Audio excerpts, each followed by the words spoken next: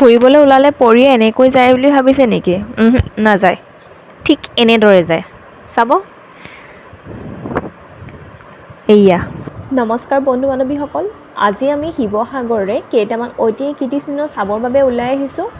আমি গৈ থকা এই ৰাস্তাটোৰ বাওঁফালে আছে শিৱসাগৰ পুখুৰী, যিটো বৰপুখুৰী নামেও জনা যায়।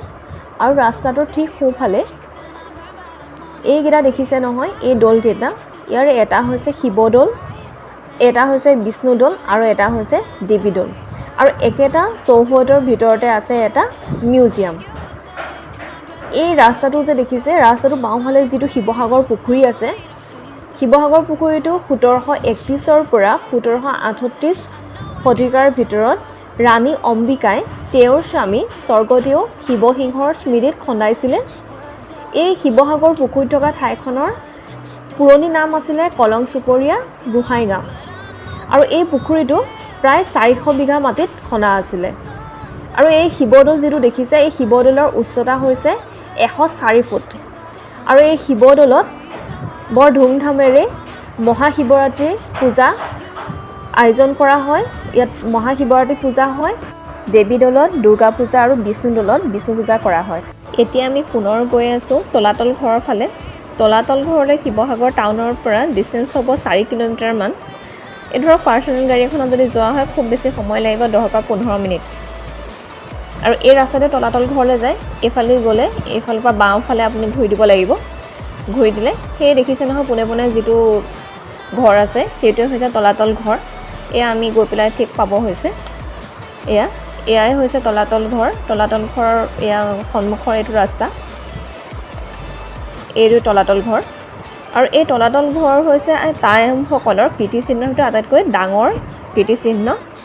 আৰু এই যিখন ঠাইত তলাতল ঘৰটো আছে, এই ঠাইখনৰ নাম ৰংপুৰ।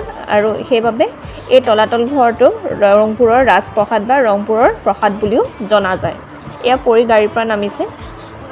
মানুহ সোমাব দিয়া নাই, যিহেতু কৰোণা পেণ্ডেমিক চলি আছে। গতিকে আমি বাহিৰৰ পৰাই তলাতল ঘৰটো চাইছোঁ। যিহেতু সোমাম বুলি গৈছিলোঁ, কিন্তু গম নাপাওঁ আচলতে যাবলৈ দিবনে নিদিব, কিন্তু আমাক সোমাব নিদিলে। গতিকে এই তলাতল ঘৰটো আচলতে স্বৰ্গদেউ ৰুদ্ৰসিংহই কি কৰিছিলে, আহোমসকলৰ ৰাজধানী গড়গাঁৱৰ পৰা ৰংপুৰলৈ স্থানান্তৰ কৰিছিলে। আৰু স্থানান্তৰ কৰাৰ পিছতেই প্ৰায় ধৰক 1702 পৰা 1703 শতিকামানত স্থানান্তৰ কৰিছিলে। আৰু এই ৰংপুৰতে আহোমসকলৰ মিলিটাৰী ষ্টেচন এটা নিৰ্মাণ কৰিছিলে। আৰু এই তলাতল ঘৰটোৱে হৈছে আহোমসকলৰ মিলিটাৰী ষ্টেচন বা তেওঁলোকৰ সৈনিকসকলৰ বাবে নিৰ্মাণ কৰি থোৱা এটা ঘৰ, য'ত তেওঁলোকে তেওঁলোকৰ সৈন্যবাহিনীসকল বা তেওঁলোকৰ অস্ত্ৰ শস্ত্ৰখিনি ইয়াতে তেওঁলোকে ৰাখিব পাৰে। আৰু ইয়াৰ পৰাই তেওঁলোকে শত্ৰুপক্ষক তলাতল ঘৰটোৰ কনষ্ট্ৰাকশ্যনৰ কাম আৰম্ভ কৰিছিল প্ৰায় 1751 শতিকাৰ পৰা। আৰু এই নিৰ্মাণ সম্পূৰ্ণ হৈছিল প্ৰায় 1769 শতিকামানত। আৰু তলাতল ঘৰটোৰ আৰ্কিটেক্ট আছিল ঘনশ্যাম। আৰু এই যিটো তলাতল ঘৰ নিৰ্মাণ কৰাইছিলে, ইয়াত বহুত ছিক্ৰেটছ আছিলে, যিহেতু সৈনিকসকলৰ বাবে নিৰ্মাণ কৰা হৈছিলে। স্বৰ্গদেউ ৰাজেশ্বৰ সিংহই এই তলাতল ঘৰটোত মাটিৰ তলত 3টা ফ্ল'ৰ নিৰ্মাণ কৰাইছিলে। আৰু তলাতল ঘৰটোৰ পৰা দিখৌ নদীলৈ 3 কিলোমিটাৰমান দৈৰ্ঘ্যৰ সংযোগী 3টা সুৰংগও আছে। তলাতল ঘৰৰ গেটৰ সন্মুখতে পৰি আৰু বিটুৱে অলপ সময় খেলিলে। পৰিস্থিতি আৰু পৰিৱেশ ভাল হোৱাৰ পিছত তলাতল ঘৰৰ ভিতৰলৈ গৈ বিতংভাৱে দেখুৱাম। গতিকে যদি ভিডিঅ'টো আপোনালোকৰ ভাল লাগিলে চেনেলটো ছাবস্ক্ৰাইব কৰিবলৈ নাপাহৰিব। ধন্যবাদ।